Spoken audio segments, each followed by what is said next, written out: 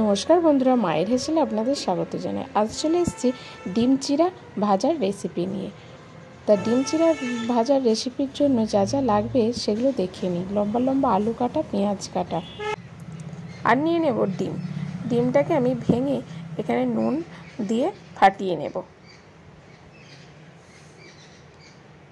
এবার কড়াইতে আমি কাঁচা চিড়ে ভালো করে ভেজে নেব।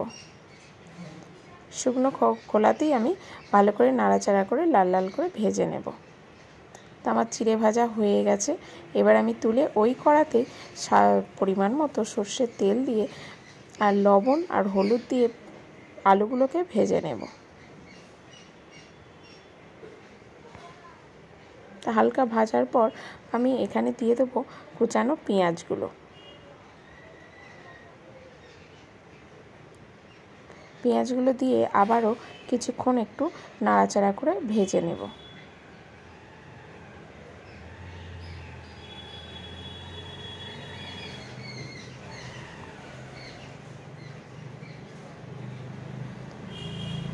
আমার কড়াইয়ে একটু তেল বেশি ছিল বলে আমি এইভাবে আলু আর পেঁয়াজটাকে সরিয়ে রেখে মাঝখানে ডিমটা দিয়ে দিয়ে ভেজে নিয়েছিলাম। আপনারা আগেও ভেজে নিতে পারেন ডিমটা, কি আলু আর পেঁয়াজটা তুলে নিয়েও পরেও ডিমটা ভেজে নিতে পারেন। আপনাদের সুবিধা অনুযায়ী আপনারা ডিমটা ভেজে নেবেন।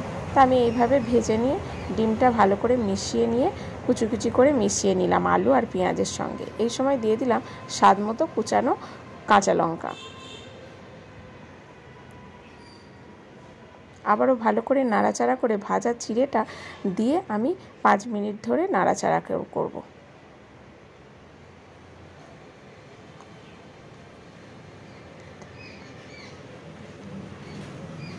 আমার ভাজা হয়েও গেছে। ডিম চিড়া ভাজা রেসিপি আমার কমপ্লিট। আপনাদের বাড়িতে একবার ট্রাই করে দেখবেন। যদি ভালো লেগে থাকে তাহলে অবশ্যই আমাকে কমেন্ট করে জানাবেন।